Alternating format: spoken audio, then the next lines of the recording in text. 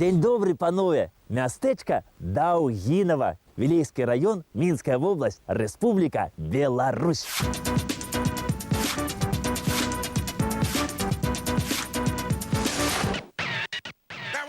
Я вось, ідучы ў Даўгінава, сустрэў аднаго дзядулю тут недалёка ішоў. Ды пытаюся: дзед, а чаму гэта ваша мястэчка завуць Даўгінава? А ён кажа: о, сынок, калісьці даўным-даўно тут было скрыжаванне шляхоў, народу было, хадзіла сюдою. Ну і бывала, калі хто пазычыць грошы, ды не аддаець доўга. Ну, дык, значыць, хлопцы хаваліся там, дзе за дрэвам, ды сочаць, калі даўжнік гэты будзе ісці іхні. Зловаць, ды кажуць: а ну, гані даўгі, а то зараз павесім на дубе, як бураціну, будзеш тады ведаць. Ну і пачалі называць гэтае месца Даўгі гані, Даўгінава. Але вось думаеш, што дзед гэты проста быў жартаўнік, пажартаваў так.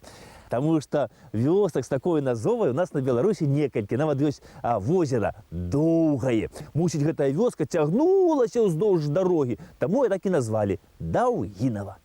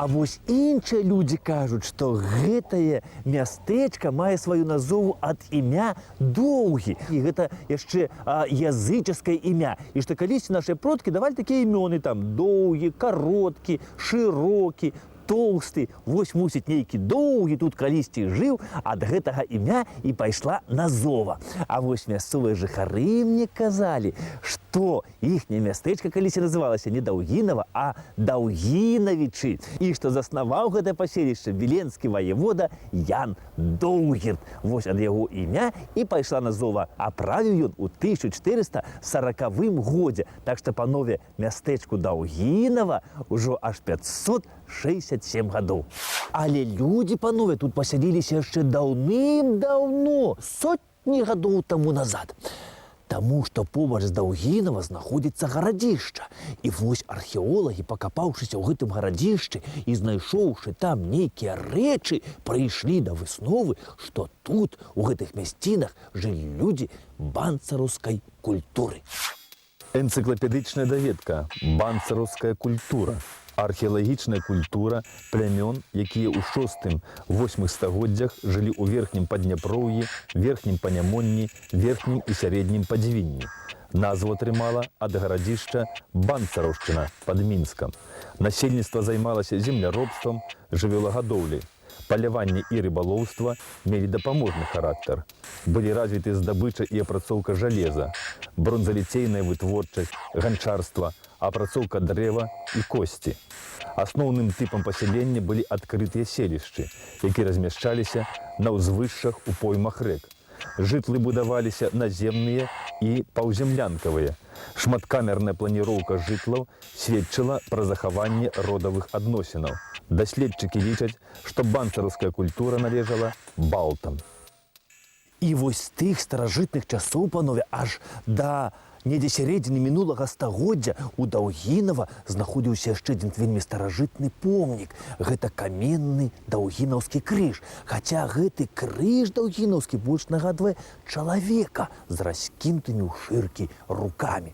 Вось там, дзе грудзі, там як бы выбітыя две такія выпукласці, якія нагадваюць жаночыя грудзі. А там, дзе жывот, выбіты маленькі крыжык, які нагадвае малое дзіця з раскінутымі рукамі. І вось са спіны, там, дзе сэрца сэрца і жывот выбітыя таксама нейкія дзіўныя знакі. І вось вучоныя панове сцвярджаюць, што гэта нішто іншае, як старажытная скульптура жаночага языческага божества. І што аналагаў гэтай скульптуры няма нідзе ў свеце. І вось нашы прыбалтыйскія суседзі панове сцвярджаюць, што гэтыя знакі, выбітыя на спіне скульптуры, і ёсць вогненныя крыжы, знак багіні Мары.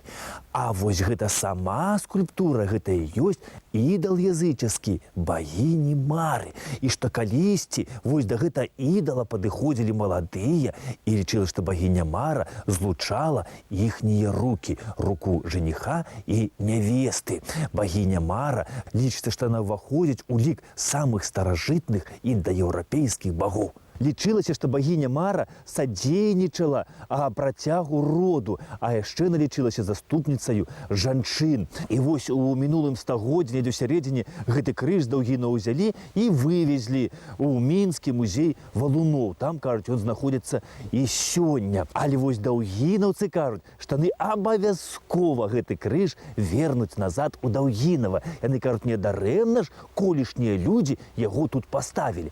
А выглядае гэты крыж вось так.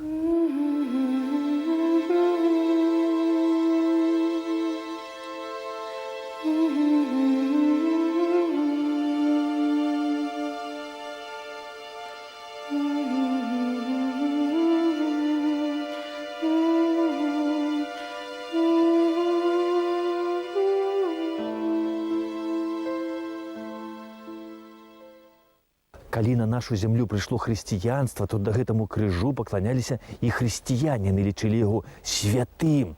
Ну і лічылі яго святым як сяляне, так і ўладары гэтага мястэчка.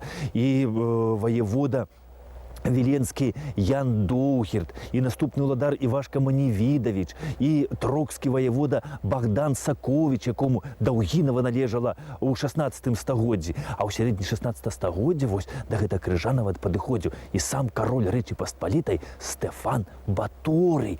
А быў ён тут у Даўгінава вось з якой нагоды. А справа вось у чым. У 1558 годзе маскоўскі цар Іван Жахлівы распачаў вайну супраць Лівоніі. Ну, гэта сённяшняя Латвія і Эстонія. Ну, за выхад да Балтыйскага мора. Ну і, канешне ж, нашы ўладары Вялікага княства літоўскага на гэта беззаконне глядзець проста так не маглі. Дзень добры. Глядзець проста так на гэта ўсё не маглі, і таму ўступілі ў сечу з Масковіяй. Вайна гэта, панове, была вельмі доўга, она цягнулася, пачалася на пры Жыгімонце Аўгусце, а скончылася толькі пры Стэфану Баторыю. Ну і вось Стэфан Баторый, калі уціхамірваў маскоўскіх баяр, і праходзіў якраз праз Даўгінава, аб чым, дарэчы, і захаваўся запіс. Адсюль вось з Даўгінава Стэфан Баторый, ці як у нас на Беларусі на казалі Сцепан Батура, адсюль вось Даўгінава да Мінску паслаў даволі такі крупны атрад, каб там прытрымалі войска маскоўскае, а сам вось тут каля Даўгінава пераправіўся праз рэчку Вілья.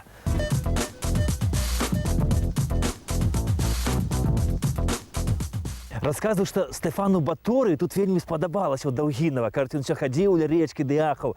Ох, калі б не вайна, дык як цудоўна, мясціны якія хорошыя. Вот сеў бы пад карчом, дзе з вудай, ды такі акунёў бы палавіў бы хоць.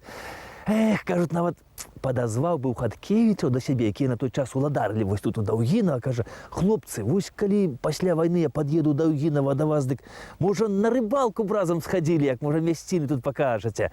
Яны кажуць: што вы, пан Стэфан, канешне зводзім на рыбалку, такі прыязджайце, пакажам такія мясціны на Вілі. Акунёў, шчупакоў, толькі паспявай вуду закідаць. Ну, ось не ведаю, як прыязджаў пасля Стэфан Баторый сюды ці не. Гэта, самі знаеце, справа такая. Ну, вялікі князь, Вялікае княства Літоўска, а ў Вялікага князя ведаеце, колькі спраў? Го-го-го! Пасля Хаткевічаў Даўгінава робіцца ўласнасцю полацкага ваяводы Яна Кішкі. Ян Кішка тут пачынае ўладарыць з 1622 года. Але вось праз 12 гадоў вырашае чамусьці прадаць гэтае мястэчка Чаму невядома. Здаецца, Даўгінава знаходзіцца на такім вось бойкім месцы, на скрыжаванні шляхоў, адсюль шляхі ідуць на Вільню, на Мінск, на Докшыцы, на Плешчаніцы, на Мядзель. У лесе поўна звяроў, грыбоў, у рэчцы поўна рыбы. Але не гледзячы ні на што, Ян Кішка вырашае Даўгінава прадаць. Можа, ваявода прадаў Даўгінава з-за павагі да гэтага чалавека. Ну, можа, той папрасіў у ваяводы, а Ян Кішка адмовіць не змог. Ну, праўда, не ведае, за колькі коб грошай ён Даўгінава прадаў. Але вось прадаў ён яго вельмі знакамітаму чалавеку. Гэта мітрапаліт галіцкі, кіеўскі і ўсея Русі Іосіф Вільямін Руцкі. Гістарычная даведка. Руцкі Вільямін Іосіф, свецкае імя Іван Феліксавіч, нарадзіўся ў 1573 ці ў 1574 годзе ў маёнтку Рута, каля Наваградка.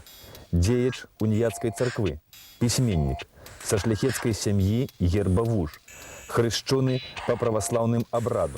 Вучыўся ў Карлавым універсітэце ў Празе, слухаў лекцыі ў Вюрцбургу, скончыў грэчаскі калегіум у Рыме, перайшоў ва уніяцтва. У 1603 годзе рэктар Віленскай уніяцкай семінарыі. У 1608 годзе пастрыгся ў манахі. Праз год стаў архімандрытам Віленска-Троіцкага манастыра. З 1612 года епіскап Галіцкі. З 1613 года і да апошняга дня мітрапаліт кіеўскі і ўсея Русі. Быў зацверджаны булай папы Рымска Паўла V, арганізатар ордэна базылян. Свае творы пісаў на старабеларускай і старапольскай мовах. Пакінуў багатую эпісталярную спадчыну. Адстойваў ідэі хрысціянскага адзінства. Адзін з ініцыятараў стварэння асобнай беларуска-літоўскай уніяцкай патрыярхіі. Памёр 5 лютага 1637 года, пахаваны ў Вільні ў Свята-Троіцкім манастыры.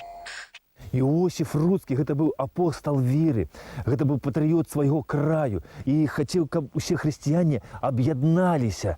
І вось сюды, у Даўгінава, мусіць, ён таксама прыязджаў са сваімі пропаведзямі. І гэта не без яго дбання. У нас на Беларусі усе канфесіі жывуць у міры і ў згодзе. Тыповае беларускае мястэчка гэта на адной плошчы, калі знаходзіцца і царква праваслаўная, царква уніяцкая, касцёл, сінагога, мечеть, і ўсе жывуць канфесіі ў міры і ў згодзе, і няма ніякіх спрэчак, як, дарэчы, здаралася ў нашых суседзяў.